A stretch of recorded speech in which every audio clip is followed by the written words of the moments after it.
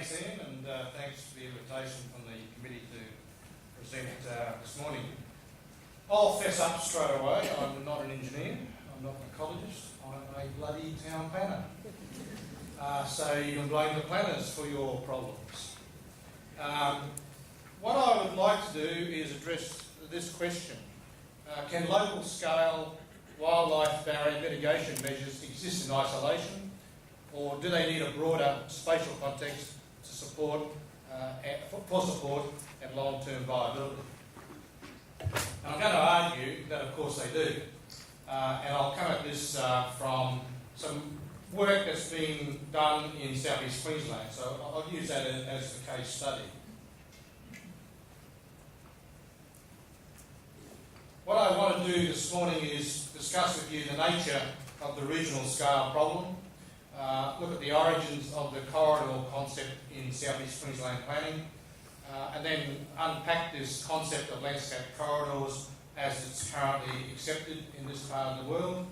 Look at how this concept is treated in the SEQ regional plan, and I want to then briefly touch on this concept of landscape corridors as infrastructure.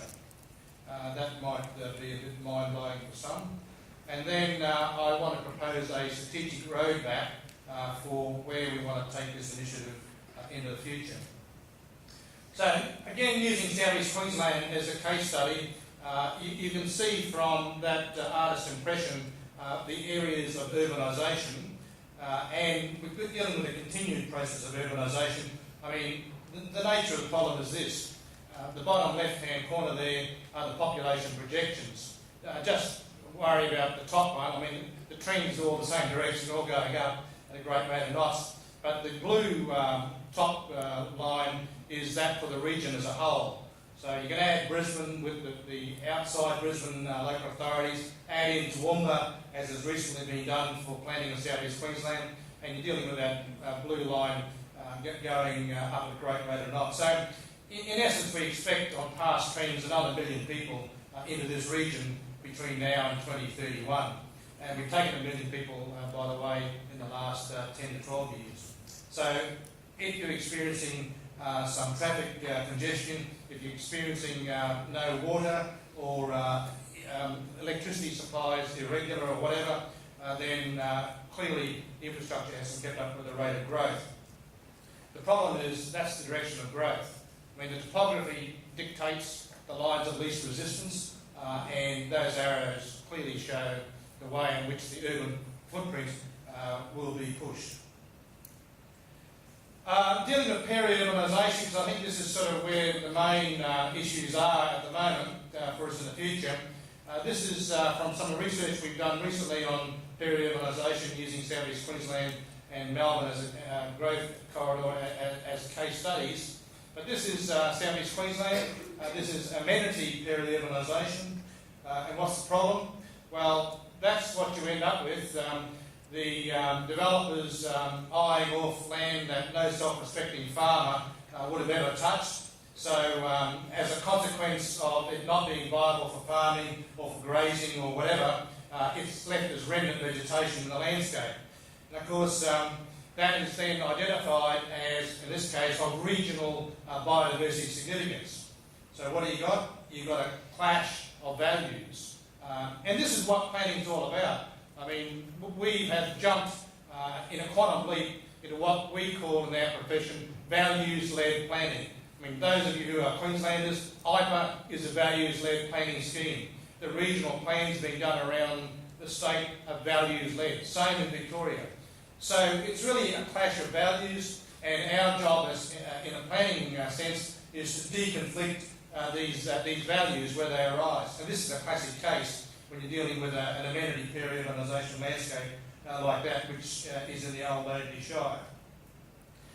You also get peri-urbanisation that results in corridor separates, as you can clearly see from that photograph. You get remnant vegetation in the patches, and then because of the topography and different land ownership, you get patch erosion even in the remnant vegetation. The origins of the corridor concept, well, surprise, surprise, they go right back to 1991. You might argue what's been done since, but anyway, I'll show you.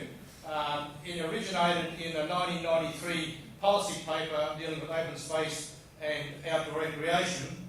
And as you can see here, it doesn't take too much imagination for those of you who come from South East Queensland to work out this schematic is in fact South East Queensland, the bay, the islands, Brisbane Metro, a sub-regional frame, and then a green frame framing the entire region.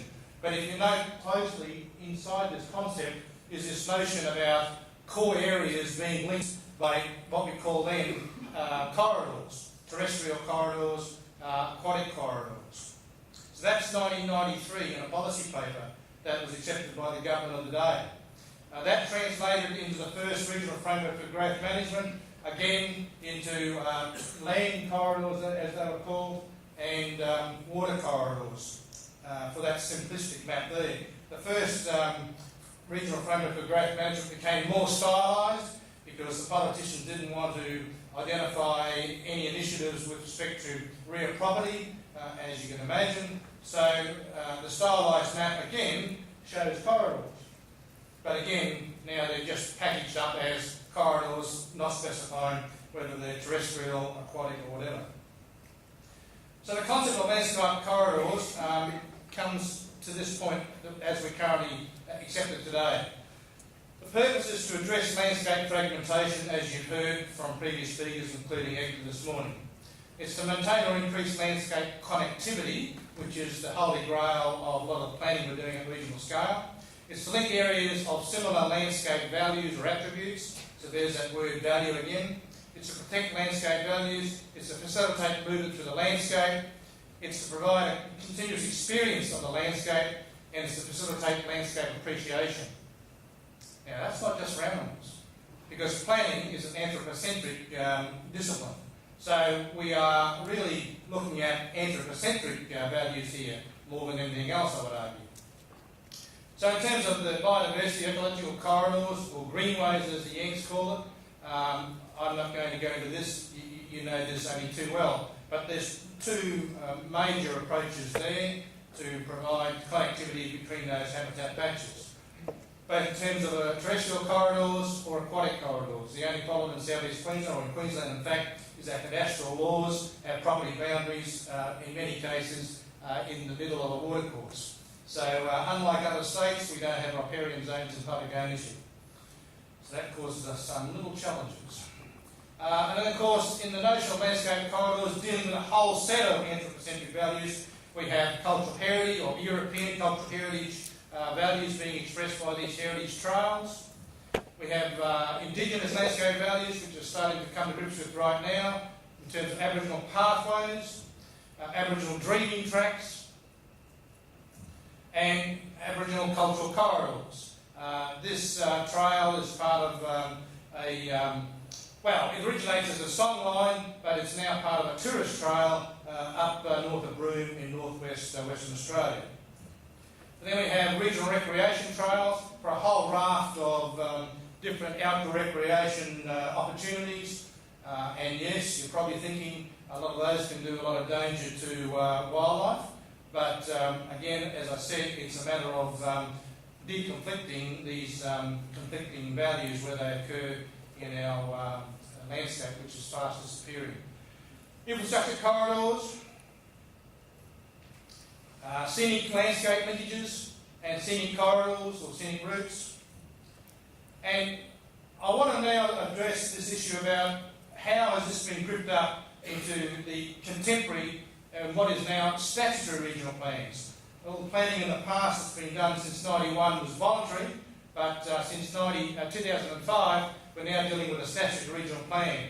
And the area I want to focus on is the green area, which in the SEQ regional plan is called the Regional Landscape and Rural Production Area. So the values that we reckon we have to deal with in that area, and in fact in the urban footprint for that matter, is biodiversity values, water quality, water quantity, good quality ag land, scenic amenity values, nature-based recreation opportunities, cultural, including indigenous landscape heritage